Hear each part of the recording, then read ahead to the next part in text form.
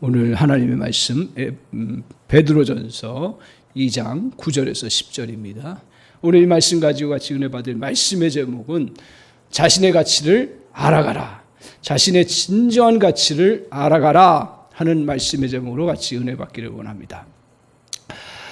우리 자신이 스스로 그려놓은 그림이 있습니다. 그것을 자화상이라고 합니다. 그것이 내 안에 있습니다. 이 자화상은 누구에게나 다 있습니다. 그래서 이 자화상을 우리가 갖고 살아갑니다. 우리가 이 자화상을 갖고 살아가는데 이게 참 좋기도 하고요, 무섭기도 한 것은 뭐냐면 이 자화상이 우리의 무의식 속에서 우리 자신을 통제하고 이끌어간다라는 거예요. 자화상이. 그래서 자화상이 건강하면 그 사람의 삶은 건강하고 행복하게 살아갑니다. 반면에 자아상이 건강하지 못하고 삐뚤어져 있으면 불행해요. 그리고 병들면서 살기가 아주 쉽습니다. 그래서 우리 자아상이 어떠냐에 따라서 우리의 인생이 이렇게 달라지는 거죠. 그러면 자아상은 어떻게 만들어지느냐? 자아상은 놀랍게도 옆에 사람들이 한 말에 의해서 어려서부터, 어떻게 보면 태중에서부터 옆에서 엄마가 얘기한 거, 그리고 또 옆에서 친구가 얘기한 거, 또 가족이 이야기한 거, 또 친척이 이야기한 거, 또 주변 사람들이 자기를 바라보는 시선, 엄마의 시선, 아빠의 시선, 그리고 또한 선생님들의 그런 말이나 시선, 이런 것들이 섞여서 우리 안에 자기도 모르는 사이에 자화상이 그려져 있는 거예요. 자기에 대한, 자기를 보는 그 눈이 있다니까요. 그래서 그 자화상을 가지고 자기를 보면서 살아갑니다. 그런데 이 자화상은 또 한편으로 만들어지는 게 수없이 많은데 그 중에 하나가 또 뭐냐면 자기가 갖고 있는 그런 능력이나 또 자신의 그런 외모나 그리고 자신의 그 어떤 신분, 자기의 위치, 이런 것으로 자기가 스스로를 평가하면서 만들어낸 그런 상이 있다는 것입니다. 그런데 문제는 이 자아상이 다 있습니다. 그런데 이 자아상이 건강하냐, 건강하지 못하냐 하는 것입니다. 아쉽게도 하나님을 모르고 살아가고 하나님 없이 살아가는 인생은 이 자아상이 상대에 의해서 그려지고 거기에 무방비로 그냥 노출되고 그대로 끌려간다라는 거예요. 그래서 다른 사람의 조그만 말에 신경을 확 쓰고 또 심지어는 조그만 말에 상처를 당하기도 하고요. 또 타인의 반응 때문에 삶의 의욕을 꺾어버리고요. 무기력하게 살 수도 있고요. 또 약간의 다른 사람들이 거절하면 이 자아상이 건강하지 못한 경우는 또 우울해하고 또 어떤 때는 힘들어하기도 합니다. 그리고 또 이 약간의 다른 사람의 말이나 또 공격에 흥분을 또 잘하기도 합니다. 그러니까 다른 사람의 인정과 평가에 대해 그것으로 인해서 자신이 갖고 있는 자아상이 형성이 되니까 거기에 따라서 좌지우지 되어 나간다는 것입니다. 외부에 그러한 형성돼서 또 자신에 있는 그러한 자신 안에서 만들어진 그러한 자아상의 문제는 뭐냐? 문제가 있습니다. 그거는 이 자아상이라는 게 변한다는 거예요. 좋게 변하면 괜찮은데 이게 이제 주변의 형편에 따라서 어떨 때는 자아상이 높아지기도 하고 어떨 때는 낮아지기도 한다는 거예요. 그래서 자신의 가치를 외모와 또 성취와 또 사람들의 그 표정과 말에 근거를 둔다면 그것들이 내려갔을 때 그 자신의 가치도 그렇게 평가가 된다라는 거예요. 이게 이제 세상 우리가 살아가는 그러한 자아상의 모습이에요. 그래서 그 성경에서 우리를 향해서 말씀하시는 우리의 진정한 모습이 뭐냐? 첫 번째로 기억하세요. 어렵지도 않아요. 첫 번째 제가 정리해 보니까 2장 9절을 정리해 보니까 뭐냐 하면 하나님 우리를 작품으로 만드셨다라는 거예요. 작품. 9절 한번 같이 볼까요? 같이 한번 읽겠습니다. 시작. 그러나 너희는 택하신 족속이요 왕같은 제사장들이요 거룩한 나라요 그의 소유가 된 백성이니. 여기까지요. 자, 너희는 어떤 사람이? 하나님이 하나하나 택하신 존재. 하나님이 골라내신 거라는 거예요. 하나님이 하나 주목한 거고요. 그 다음에 우리는 뭐예요? 왕같은. 세상에 없어서는 안 될 가장 유일한 거고 소중한 거래요. 왕같은 것이. 그죠? 제가 틀린 말 했습니다. 제사장이에요. 제사장은 또 누구예요? 하나님을 대신해서 또 사람들에게 선하게 은혜를 나누고 또 다른 사람의 어려움들을 또 하나님 앞에 드러내고, 그러니까 역할을 하는 거예요. 그런 역할. 하나님 우리에게 제사장의 역할을 주신 거예요. 그리고 또 뭐예요? 거룩한 나라. 우리가 하나님의 나라를 이루어가는 그런 사람이라는 거예요. 자, 이거 하나로 다뤄가 뭘까? 고민하다가, 그래, 우리가 세상에서 비유할 수 있는 것 중에 가장 좋은 비유가 뭘까? 작품이다. 그것도 어떤 작품이에요? 걸작품. 할렐루야. 걸작품이에요. 그냥 작품 중에 그냥 하나가 아니라 이것도 걸작품이에요. 자, 오늘 이 작품의 중요함이 어떤 것으로 비교가 될 수 있냐면 상품과 작품으로 비교할 수 있습니다. 그러면 이해가 쉬워요. 그래서 상품은 어떻든가요? 재료가 재료가 별로든가요? 상품 재료가 괜찮아요, 보면. 예를 들면 이 그릇, 도자기 같은 그릇 만드는 거, 상품은 많이 찍어내죠. 그렇지만 재료는 좋은 걸 골라서 해요. 그리고 그 상품의 모양이 어떻든가요? 예뻐요. 아주 미끈미끈해요. 잘 나왔어요, 상품이. 그죠? 그런데 상품을 좀 더 깊게 들어가 보면 뭐예요? 그 상품은 많이 만들어내서 어떻게 해요? 목적이 뭐예요? 사용하기 위한 목적이에요. 그게 귀하다. 그게 독특하다. 그리고 이걸 정말 없어서는 안 될 거다. 이렇게 생각하지는 않는다는 거예요. 상품은. 깨지면 어떻게 해요? 버리죠. 아깝지만 버려요. 그죠? 그런데 작품은 어떻습니까? 작품은 어떨 때는 좋은 재질로 하긴 하지만 어떨 때는 거친 그러한 재질로도 해요. 그래서 도자기를 빚는 그 작가가, 그 공예가가 작품은 어떻게 해요? 같은 흙이지만 정말 정성스럽게 그것을 만들어가면서 그 하나로 만들어내요. 근데 대량으로 만들어내질 않아요. 하나하나 만들어내요. 작품은. 거기다가 더 중요한 건 뭐냐면 작품은 거기다 뭘 불어넣어요? 그 만들어내는 사람의 정신과 우리 세상 말로 혼과 그 모든 자기의 그 기운들을 다 거기다 넣어요. 그렇잖아요. 한 작품을 만들 때, 더군다나 걸작품을 만들 때 그렇게 만듭니다. 그렇기 때문에 작품이 좀 손상이 되면 손상 안 되도록 하죠. 근데 손상이 되면 어떻게 버려요? 안 버려요. 작품을 쓰다가 필요 없다면 버려요? 안 버려요. 그렇구나. 이것이 창세기 1장 29절에 우리가 작품이라는 것을 보여주는 가장 중요한 구절이 나와요. 그게 뭐예요? 창세기 1장 29절 한번 보실 수 있겠어요? 안 보셔도 되네. 자, 한번 우리가 우리는 하나님의 형상을 따라 그의 모양, 하나님의 그 형상을 따라서 그의 모양대로 우리가 만들어졌다라고 말씀하고 있어요. 하나님의 형상. 하나님의 형상. 하나님의 이미지가 들어가고 하나님이 온 정성을 다해서 만들어낸 그러한 작품이라는 거예요. 그래서 그 하나님의 형상이라는 것은 하나님의 것들이 들어간 거예요. 하나님께서. 그리고 아담과 하와를 빚으실 때 어떻게 빚으셨어요? 그냥 빚어놓고 끝나셨어요? 성경의 표현대로 얘기하면 숨을 불어넣으셨어요.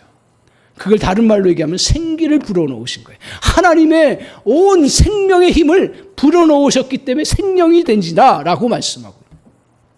그러니까 사람은 오늘 이렇게 하나님께서 하나님의 형상을 따라서 그 하나님의 그러한 온 그 기운을 불어넣으시고 생명을 불어넣으심으로 작품으로 만드셨다라. 그것도 무슨 작품이요? 걸작품이에요. 이 싸움이 근데 이 너무 단순하고 중요한 진리인데 이 싸움이 계속 벌어지는 거예요. 한 영혼에게 있어서는 자기 삶 전체를 통해서 이루어지고요. 역사를 통해서는 전 역사 속에서 어떻게 보면 사람에 대한 인식의 싸움이 계속된, 저는 싸움이라고 보는데요. 그래서 과학이 발전하기 전까지는 사람들이 어떤 그림을 가지고 사람을 평가했냐면, 오늘 사람은 굉장히 하찮은 자연 중에 그냥 한 일부고, 그리고 사람은 그 자연을 섬기는 그러한 존재다. 그래서 자연의 별과 태양과 그 풍랑, 그 바다의 그 거친 그 바다, 그런 것들을 다 섬기기 시작한 거예요. 그 용왕신을 섬기고, 그리고 말만 우리나라는 용왕신이라고 하는데 전 세계적으로 다 사람들이 뭐 뱀신을 섬기기도 하고, 또 뭐 태양신을 섬기기도 하고, 별신을 온갖 자연들을 섬기는 그러한 섬김으로 갔어요. 그러니까 그때 사람들에 대한 인식, 자아상이 뭐예요?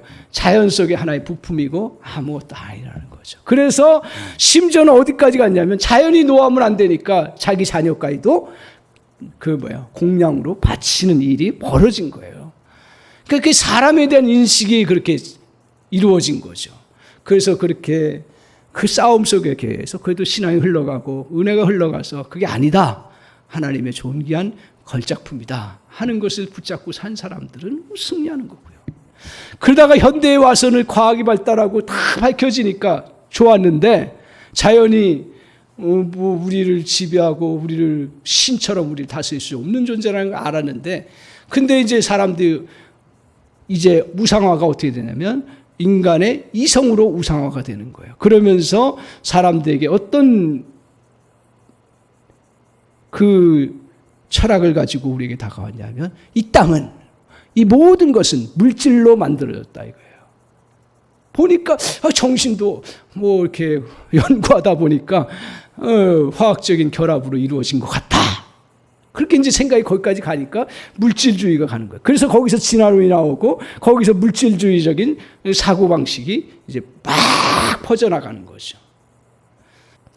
그럼에도 불구하고 그 물질주의적인 사고방식이 계속 흘러가다 보니까 사람들의 모든 평가가 이제 지금은 뭐 진화론을 믿느냐 안 믿느냐 그걸 떠나서 사람들은 물질주의적인 관점에서 모든 걸 보기 시작한 거예요.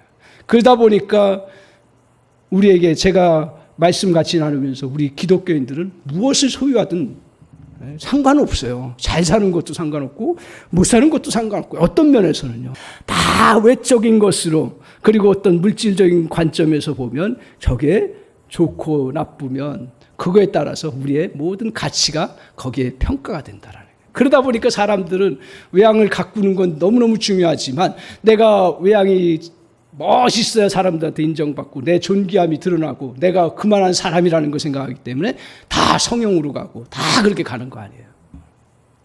내가 그 외양적인 것에 의해서 내가 평가받는 것은 오늘 우리 시대에 아주 보편화된 그러한 모습입니다. 그래서 외적인 행동으로, 자신이 몰고 다니는 차 종류로, 옷으로 증명하고자 합니다. 우리 한산한교회는 거의 안 하지만 세상 나가보십시오. 다 자기 백으로 자기가 인정받으려고 애쓰는 그런 구찌 뭐 이런 것으로 인정받으려고 합니다. 오늘 이런 증명하고자 하는 태도로 살아가면 엄청난 스트레스를 받습니다. 그리고 이것은 끊임없이 반복됩니다. 오늘 우리는 무슨 집을 살든지, 무슨 차를 타든지, 무슨 옷을 입든지, 무슨 가방을 매든 자신에 대해 가치는 변함이 없다라는 거예요. 근데 자기의 가치까지 변화된다라는 거예요. 거기에 자기도 모르게 그렇게 평가해 나간다는 거예요. 그래서 우리가 가진 가치의 그것은 남이 해주는 대우나 삶의 수준이나 성공의 정도에 따라서 달라지지 않습니다. 우리의 가치는 어디에 따라 있는 거예요? 어리 지극히 높으신 하나님의 자녀라는 거예요. 저도 마찬가지예요. 저도 세상의 사람들의 평가, 목회자는 평가 안 하나요? 그걸 무시하라는 얘기가 아니라 자꾸 그렇게 하다 보니까 내가 하나님께서 주신 진정한 하나님의 자녀이고 하나님의 부름받은 백성이고 하나님의 일을 하는 사람이라는 그 더 본래적인 가치를 잊어버리고 살아가는 그런 모습을 갖게 된다라는 것입니다. 따라서 우리는 승리하는 삶을 살고 그리고 장애를 극복하고 이 세대에 하나님의 위대한 흔적을 남기면서 사는 것이 우리가 해야 될 일입니다. 실수를 저질렀습니까? 하지 말아야죠. 그러나 실수 때문에 무너지면 그것은 실패자입니다. 다시 일어나고 전진해 나가야 됩니다. 실수나 그릇된 선택으로 우리의 혈통은 바뀌지 않습니다. 세상은 바꿔나가지만 안 바뀌어요. 그리고 오늘 내 안에 있는 그 하나님의 DNA는 똑같습니다. 세상은 실패자인 나고자를 냉대하지만 하나님은 그러지 않습니다. 하나님 우리 안에 피를 보시고 우리 안에 자신의 형상을 보십니다. 우리의 완성된 모습을 보십니다. 우리를 설계하신 분이 우리의 능력을 인정해 주시는 거. 그거를 포인트를 봐요. 제가 세상에 대해서 누가 평가하는 것을 완전히 무시하고 살라고 얘기할 수는 없지만 원래는 무시하고 살아야 되는데 그걸 통해서 자기를 보는 것은 필요하지만 그러나 우리에게 더 중요한 것은 뭐냐면 하나님이 여러분을 걸작품으로 만드셨고 하나님의 형상을 씌워주셨고 하나님의 은혜를 덧입혀 주셨다라는 거예요. 그렇기 때문에 내 안에 우리가 해야 될 일은 뭐예요? 내가 작품으로서 드러나는 거예요. 내 작품으로 드러나는 건 뭐냐면 여러분이 갖고 있는 하나님 독특하게 주어진 것들에 대해서 잘 발휘하면 되는 거예요. 교회 봉사도 마찬가지고 세상 살아가는 것도 마찬가지고 오늘 목회하는 것도 마찬가지고 누가 잘한다 누가 물론 우리는 그것을 내 것으로 잘 삼기 위해서 같이 해나가지만 그러나 그 사람 때문에 저 사람은 저 훌륭한 사람이고 저 사람은 저것 때문에 저 대단한 사람이고 그렇게 얘기해서는 안 돼. 나는 아무것도 아니라는 생각해서는 안 된다는 거예요. 오늘 나에게 하나님이 주신 그런 독특한 것들을 잘 발휘하고 그것을 더 하나님 앞에 은혜 가운데 드러내고 감사하면서 살아가면 된다는 거예요. 그래서 여러분 오늘 하나님께서 성경을 통해서 2장 9절을 통해서 하신 말씀의 핵심이 뭐라 했어요? 우리는 다 어떤 사람이라고요? 작품이라고. 우리는 상품이 아니라 작품이에요. 할렐루야. 그래서 이 은혜를 저와 여러분이 누리고요. 그리고 이 은혜를 우리 특별히 가까운 가족들에게 나눠주면 좋겠다. 저는 그러면 작품이 되면 세상에서도 상품보다 훨씬 더 인정받고 가치 돼요. 할렐루야. 작품이 되었다고 해서 처음에는 잘 안 드러나지만 나중에는 그렇게 평가가 되는 거예요. 오늘 그래서 저 여러분이 이런 작품, 내가 작품이구나. 그래서 그 작품을 드러내는 은혜가 있기를 바랍니다. 두 번째 하나님께서 우리를 어떤 존재로 얘기하시냐면 우리가 걸작품으로 살아가지만 걸작품으로 살아갈 뿐 아니라 우리를 향해서 보호받는 뭐예요? 보호받는 우리는 소장품이라는 거예요. 보호받는. 다른 말로 얘기하면 사랑받는 소장품이에요. 계속 관계가 되는 소장품이에요. 우리는 독립적으로 아무렇게나 던져진 존재가 아님을 성경은 말씀하고 있습니다. 하나님이 사람을 생각하고 또 돌보는 존재라는 거예요. 그래서 두 가지 큰 사상의 흐름이 이 땅을 덮쳐버렸어요. 여러분이 아실런지 모르는데 하나는 뭐냐면 좀 어려운 얘기일 수 있는데 데이즘이라고 해가지고 하나님이 이 땅을 만드시긴 했는데 하나님은 저 멀리 계신 거고 자연은 알아서 돌아가기 때문에 그냥 여기서 지지고 볶고 그냥 살아간다. 그냥 자연의 법칙대로 살아간다. 이것도 신앙적인 하나의 부분 중에 하나일 수 있어요. 근데 성경에서 말씀하시는 건 뭐냐면 하나님이 이 땅에 우리를 창조하시고 나서 적어도 자연은 자연 시스템으로 하나님이 그냥 돌아가게 하시는지 몰라도 중요한 진리는 뭐냐면 항상 하나님께서 우리를 한 개인 한 개인을 보살피고 돌보신다라는 거예요. 그렇기 때문에 신학적으로 아무리 유명하고 아무리 체계적이어도 데이즘이라고 하는 그러한 그 사상은 성경에서 잘못된 거예요. 근데 우리 신앙인들도 그렇게 관점을 갖기가 매우 쉽습니다. 그래, 하나님 우리를 사랑하시고 우리를 창조하셨고 하나님이 걸작품이야. 그런데 이거 굳이 하나님이 내 삶에 억울한 것들을 풀어주셔? 아니야. 그렇게 생각하고 살아가기가 쉽다라는. 어떨 때는 절실하게 하나님 앞에 의지하고 나아가면서 하나님의 보호하심과 인도하심을 알고 살아갈 때도 있지만 어떨 때는 진짜 힘들 때는요, 하나님 나 버리셨나 보다, 그렇게 생각해요. 그래서 이스라엘 백성들이 하나님께서 이 사실을 보여주시기 위해서 역사 속에서 얼마나 많이 그것들을 보여주셨는지 몰라요. 대표적으로 어디냐면 이스라엘 백성들이 애굽의 노예로 있을 때 그때 그들은 처참했어요. 성경에서는 그 믿음의 선배들이 말하는 거, 너희는 걸작품이고 하나님의 백성이고 하나님께서 너희를 택하셨는데, 현실을 보니까 바로의 노예일 뿐 아니라 정말 하루하루를 생존 연명하기도 힘든 그러한 존재예요. 그러다가 채찍맞고, 그런데다가 뺑뺑뺑이 돌면서 거기에 속박돼가지고 아무런 모습도 보여지지 않는 거예요. 너무너무 하나님의 말씀은 저 멀리 있고 그새 삶은 고통스러운 거예요. 그럴 때 그들이 다시 하나님의 뜻이 있었죠. 그래서 하나님을 다시 찾기 시작한 거예요. 그 성경에 뭐라고 표현하냐면 그들이 울부짖었다 그래요. 고통 중에 하나님 앞에 울부짖으며 하나님께서 그들을 향해서 그 이스라엘 백성들을 생각하고 기억하셨다는 표현으로 하나님 이스라엘 백성들을 관여하시고 보호하신다는 것을 드러내고 계세요. 그런 역사 속에서만 나타나는 게 아니라 억울함 당한 라헬 같은 정말 이삭의 사랑을 받아서 택함 받았는데 그럼에도 불구하고 자녀가 없는 거예요. 그러니까 이게 미치는 거예요. 언니가 자기보다 못하고 야곱의 사랑을 받았는데 언니는 막 쑥쑥쑥 아기를 잘라니까 너무 힘든 거예요. 그때 라헬이 고통당하면서 하나님 앞에 울부짖을 때 하나님이 라헬을 생각하셨다라고 말씀합니다. 자, 뭘 말씀합니까? 오늘 하나님께서 오늘 그냥 우리를 그냥 창조해 놓으시고 그냥 던져진 존재가 아니라는 거예요. 또 하나 중요한 사상 중에 하나가 뭐였냐면 오늘 우리 시대에 실존주의 철학이에요. 여러분은 잘 저도 잘 몰랐어요. 근데 이게 그냥 들어와서 지금은 사람들을 지배하고 있어요. 그 실존주의 철학의 핵심이 뭐냐면 어려운 얘기 아니죠. 쉽더라고. 그냥 우리는 그냥 우연하게 던져진 존재라는 거예요. 누군가가 만들긴 했는데 그냥 던져진 존재라는 거예요. 그러니까 던져진 존재니까 아무 의미도 없고 그냥 살아가면 된다라는 거예요. 쉽게 얘기하면. 이제 그 전에 너무 이것을 뭐 신화적인 관점에서 사람들이 생각을 하니까 현실을 인식하라는 그런 또 철학 사조가 나왔는지 몰라도 그렇게 철학 사조가 흘러가요. 근데 그게 철학 사사인데 우리하고 상관없는 것 같은데 그게 밑바탕에 흘러서 쫙 하는 거예요. 물질주의 관점하고. 그래서 그래 우리 하루하루 던져진 존재다. 하루하루 그냥 살아가는 존재고 그래 여기서 내가 열심히 하고 잘하면 성공하는 거고 그렇지 못하면 덧해내는 거고 하나님과 전혀 관계없는 거예요. 하나님과 관계 있어도 하나님이 나를 사랑하고 돌보는 존재. 그래서 제가 오늘 말씀을 묵상하면서 우리는 던져진 걸작품이 아니더라고요.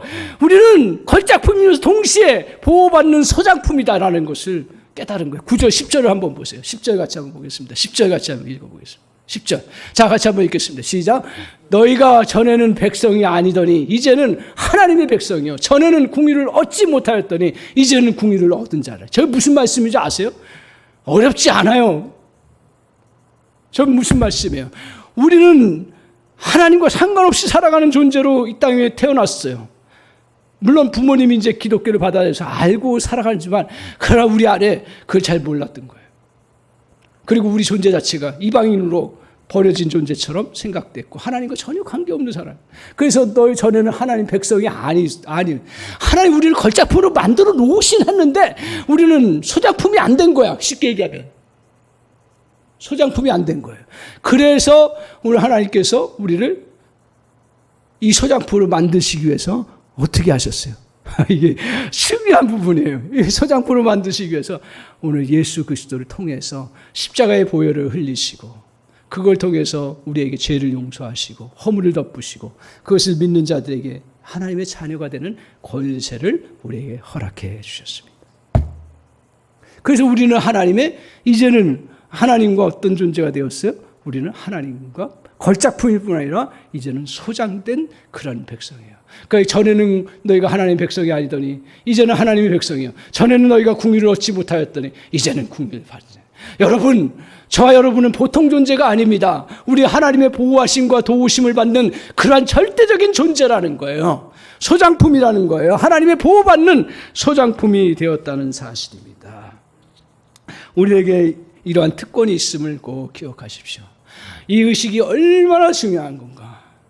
이 의식은 저와 여러분에게 삶을 결정하는 아주 중요한 것이고, 특별히 어려울 때, 힘들 때 정말 중요한 진리 중에 하나입니다. 왜냐하면 오늘 우리는 누구도 도와주지 않는다. 고독해하며 포기하는 그런 삶이 우리에게 얼마나 많이 주어질 때가 많은지 모릅니다. 그런데 우리는 그런 삶이 되지를 못합니다. 왜? 우리는 하나님의 소장품이기 때문에. 하나님 내가 가지고 있는 것 때문에 사랑하시는 분이 아니시죠. 작품이기 때문에 내가 어떤 걸 갖고 있든 내가 어떤 모양이든 하나님의 작품이기 때문에 하나님은 우리를 존귀한 작품으로 보시기 때문에 내가 어떤 걸 갖고 그 세상 사람들이 평가해요. 그 세상 사람들이 평가하는 거 나쁘다고 얘기할 수는 없어요. 그냥 세상 살아가는 법칙이에요. 그러나 우리의 본질 자체는 그게 아니라는 거죠. 그렇기 때문에 그것에 흔들리지 마시기를 바랍니다.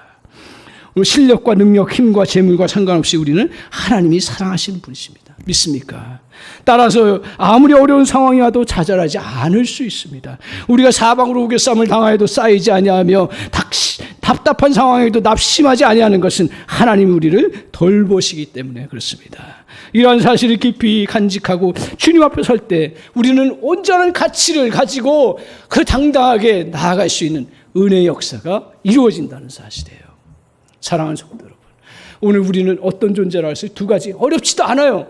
굉장히 쉬워요. 그러나 이게 여러분의 삶과 여러분의 인생을 결정하는 아주 중요한 진리예요. 그래서 어렵고 힘들어도 그래, 하나님을 의지하고 하나님을 바라보며 하나님이 공급해 주시고 인도해 주시는 은혜가 있고, 아무리 내가 아프고 힘들어도 하나님이 또한 이런저런 모양으로 나를 지켜주시고 인도하신다고 사실을 믿는 사람이 어찌 낙심하고 어찌 사람 앞에 구걸하고 어찌 사람들 앞에 도움을 구하러 갑니까? 인생 도와줄 호흡이 끊겨진 인생을 향해서 우리가 가지 아니하고 전능하신 하나님, 오늘 그 은혜가 있습니다. 오늘 이렇게 그 은혜를 덧입고 살아가기 위해서 우리는 그러면 어떤 모습으로 서야 되는가? 9절 다시 한번 보여주세요. 중요한 진리를 우리에게 가르쳐주고 있습니다. 자, 이는서부터 같이 한번 읽어보겠습니다. 시작. 이는 너희를 어두운 데서 불러내어 그의 귀한 빛에 들어가게 하신 이에 아름다운 덕을 선포하게 하려 하십니다. 너희를 어두운 데서 불러낸 거예요. 우리가 이렇게 무지몽매하고 세상 속에서 가르쳐주는 가치관과 자아상과 모든 모습 속에서 우리가 살아갈 수밖에 없는데, 예수 그리스도를 통해서 그걸 끄집어내서 빛의 세계로, 진정한 하나님 나라의 세계로 우리를 이끌어 주셨고 새로운 세계로 우리에게 인도해 주셨어요. 그래서 불러내신 귀한 빛에 들어가게 하신 이에 그 다음 뭐예요? 아름다운 덕을. 아름다운 덕이 뭘까요? 야, 그래, 내가 도덕적으로 참 다른 사람 많이 도와주고 섬기고 기부 많이 하고 헌신하고, 이게 아름다운 덕이에요. 물론 그것도 좋은 덕이에요. 그건 하세요. 그거 하셔야 돼요. 그런 걸 하셔야 돼요. 우리 그리스도인들. 근데 진짜 본질적인 아름다운 덕이 뭐냐요? 작품에 있어서 제가 묻습니다. 작품에 있어서 아름다운 덕이 뭐예요? 참 이게 어려운 질문이에요. 한번 생각해 보시라는 거예요. 작품에 있어서 아름다운 덕이 뭐예요? 막 작품이 막 거기에 터덕터덕 다른 거 붙여서 아름답게 해요? 행함들을 잘해서 아름다운 걸 드러내요? 아니죠. 작품은 작품대로 그대로 모습을 그대로 나타나면 되는 거예요. 그러니까 그대로 살아가면 되는 거예요. 할렐루야. 여러분, 외적으로 모든 걸 그냥 자꾸 덕지덕지 붙이려고 하지 말고 하나님 주신, 나에게 주신 정말 작품으로서 주신 DNA를 가지고 그대로 살아가면 되는 거예요. 아멘? 왜 아멘이 안 나와요? 이거 너무 중요한 진리인데. 아멘? 아멘. 작품으로 살아가면 되는 거예요. 그래서 하나님 주신 은혜 아래서 내가 내 모습을 그대로 잘 기죽지 않고, 낙심된 상황에서 낙심하지 않고, 그냥 하나님이 나에게 지금 이 자리에서 하라고 하신 것들을 하고, 그러면 되는 거더라고요. 이스라엘 백성들이 하나님의 작품으로 다시 이제 새롭게 좋은 땅에 주시기 위해서 광야를 거치게 했는데 제가 깨닫는 게 뭐냐면 그 광야 과정을 늘 불평하더라고. 근데 그게 오늘 아침에 내가 보면서 제 자신의 모습이 한 부분이 아니었는데 불평을 안 하거든요. 불평을 안 하는데 근데 하나님 뭐 지금 코로나 때문에 사람 숫자가 없어서 힘들어요. 그리고 상가 9층 10층이어서 힘들어요. 그게 저 안에 자꾸 지금은 전도가 어려워서 힘들어요. 그게 계속 들어온 거야. 이게 잘못된 거구나. 그거를 파악하지 말라는 게 아니라 그게 나를 지배하고 있더라고요. 나에게 중요한 건 뭐예요? 여러분에게 중요한 건 뭐예요? 우리 한사람교회 성도님들이 중요한 건 뭐예요? 지금 하나님의 은혜 아래서 하나님 백성답게 그냥 하나님 안에서 주어진 능력과 은혜를 가지고 예배하고 하나님을 찬양하고 하나님을 높이고 그리고 내게 주어진 은사와 능력을 따라서 내가 지금 열심히 그 하나님의 영광을 위해서 드러내려고 하고 살아가는 거예요. 아니더라고요. 먼 미래의 이야기가 아니에요. 오늘 현실의 얘기라는 걸 오늘 다시 깨닫습니다. 저는 오늘 열심히 설교하고 열심히 하나님의 말씀 깨달은 걸 가지고 믿음을 가지고 전파하면 되는 거고요. 여러분은 믿음을 가지고 그 말씀 가지고 믿음 가지고 하루하루를 살아가면 되는 거고요. 큰 일을 해서 내가 어떤 큰 역할을 해서 하나님 기뻐하시는 게 아니더라고요. 물론 그건 결과적으로 나오는 그 은혜이기 때문에 그것들을 우리가 무시할 수는 없지만 사랑하는 성도 여러분, 오늘 우리에게 하나님께서 우리는 그 기이한 아름다운 덕, 정말 하나님의 우리를 향해서 만드신 아름다운 덕들을 내가 그대로 표출해서 살아가는 거예요. 이러려면 우리에게 중요한 게 있습니다.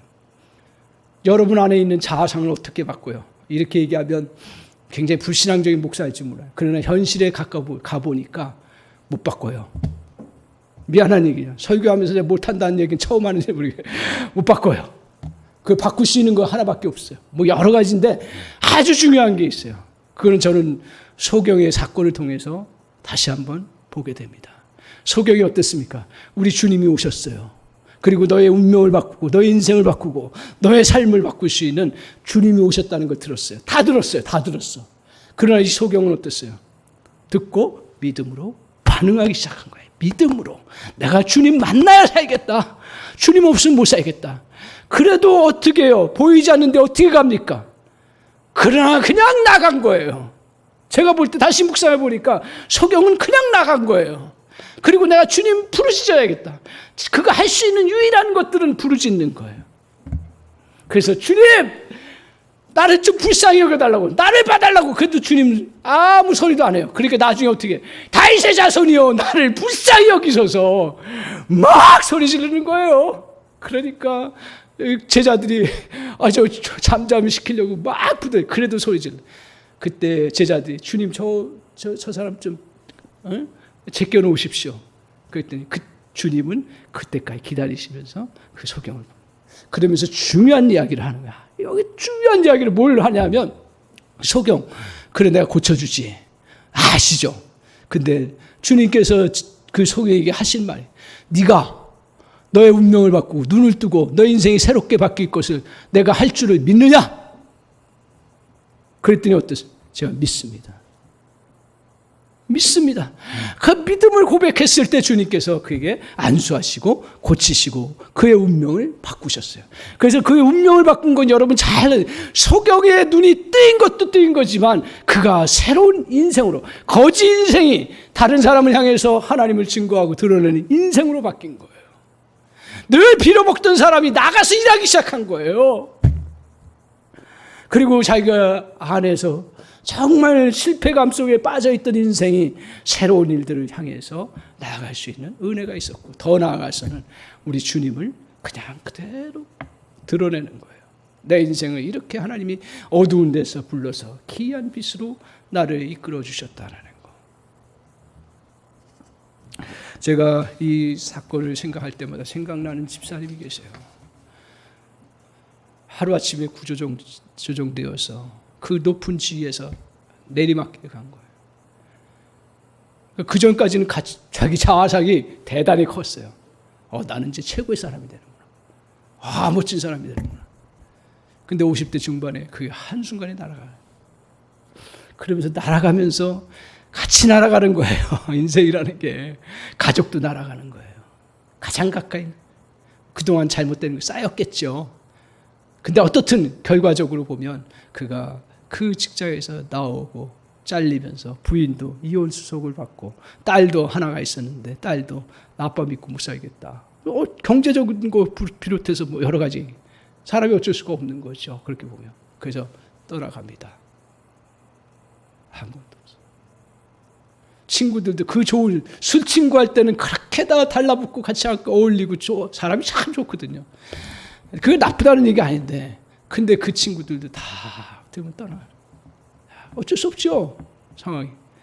그러면서 그때서 교회 가끔 다녔지만 복음을 몰랐고 은혜를 몰랐고 하나님을 진짜 만나지 못했기 때문에 내가 이제는 주님 붙잡고 살겠다. 주님 만나고 살겠다. 그래서 이제 결단하고서 자기가 아예 결단은 교회 가까이 오는 거다 해가지고 숙소도 거기 가요. 자기 돈이 없어도 나 결단해 내가 해야겠다. 그래가지고 다 그렇게 하라는 얘기가 아니라 그렇게 했다는 얘기예요. 그리고 하나님 앞에 기도하기를 내가 아무리 어려워도 하나님 내가 살겠습니다. 이제 하나님 나에게 아르바이트라도 하나 주세요. 그런데 조건이 있습니다. 교회 가까운 데죠. 왜? 자꾸 자기가 변하니까. 뭐 꼭 교회 가까운 데 하라는 얘기가 아니라 자기가 자꾸 변하니까. 그래서 교회 와서 기도하고 말씀 묵상하고 훈련받고 그렇게 하겠습니다. 그러면서 결단하고서 했더니 그거는 또 그렇게 하나님도 쫙 바로 한 몇 개월 지나서 응답을 주시죠. 그러면서 자기하고 싸우는 거죠. 자기가 패배자고 이제 미래가 없는 자고 나의 인생은 가정도 다 끝난 인생이고 자기 자화상이 완전히 이제 찢어지고 막 찌그러지고 그랬는데 그때마다 그분 어떻게 했는지 아십니까? 말씀 적기를 잘해요. 적기를. 그래가지고 자기에게 해당되는 말씀 딱 적고요. 그걸 아멘으로 받아들이고 붙잡고 살았어요. 일할 수 있는 거리는 주신다. 할렐루야. 그러고서도 하나님 붙잡고 그냥 쭉 나가면 그러니까 나가니까 나중에 부장되고 이사되고 저한테 고백하기를 네, 하나님이 또 물질도 준비할 수 있도록 그렇게 해주셨어요. 그러면서 무엇보다 자기 안에 자화상을 세워나가는 그런 역사를 이루어 나갔습니다. 자, 보십시오. 우리가 하나님 앞에 걸작품이고 소장된 그런 존재예요. 소장품이에요. 그런 존재가 할 수 있는 그 모습을 아름다운 덕을 선포하는 것, 아름다운 덕을 선포하는 것은 내가 그 하나님의 형상임을 인정하고 그대로 살아가는 거예요. 그러면 하나님께서 우리를 더욱더 작품으로서 드러나게 하시고 그 작품이 세상 가운데서 꼭 어떤 액세서리를 덧붙여서 드러나는 것은 아닐지 몰라도 작품으로서 인정해 주는 거예요. 오늘 사랑하는 성도 여러분, 오늘 우리는 하나님의 시각으로 자신을 바라보고 믿음으로 나아가는 그런 삶을 살든지 아니면 세상 가운데서 그냥 세상이 주는 시각으로 살든지 그것은 여러분의 선택입니다. 어떤 믿음을 가질지를 신중하게 판단하십시오. 언제나 자신의 허점만 보면서 스스로 하나님의 복을 받을 자격이 없는 하찮은 존재라고 자책한다면 아무리 애를 써도 끝없는 암울한 미래만 펼쳐질 뿐입니다. 그러나 오늘 우리는 유일한 걸작품일 뿐 아니라 우리를 보호하시고 지키시는 그리고 소장하는 작품이라는 걸 믿고 나아가는 그런 사람들은 새로운 역사를 이루어 나갈 줄 믿습니다. 이렇게 축복을 내가 먼저 하고 여러분 그것을 가까운 가족들에게 나누는 은혜가 있기를 바랍니다. 그냥 드러내십시오. 저도 잘못했는데 그래 내가 걸작품이고 소장품이구나. 알아주든 못 알아주든 내가 그렇게 살아가면 되는 거예요. 그리고 그 자녀들을 향해서도 그런 하나님의 자아상이 있음을 말씀해 주세요. 걸작품이라고 그리고 소장품이라고 말씀해 주세요. 이번 추석 연휴에 제가 어떻게 표현할지는 또 생각해 봐야 되겠지만 여러분 자녀를 향해서 너는 걸작품이다. 작품이다. 너는 또 하나님의 소장품이다. 이게 잘 전달되기를 바랍니다. 그리고 내가 그렇게 살아가기를 주님의 이름으로 간절히 축원합니다.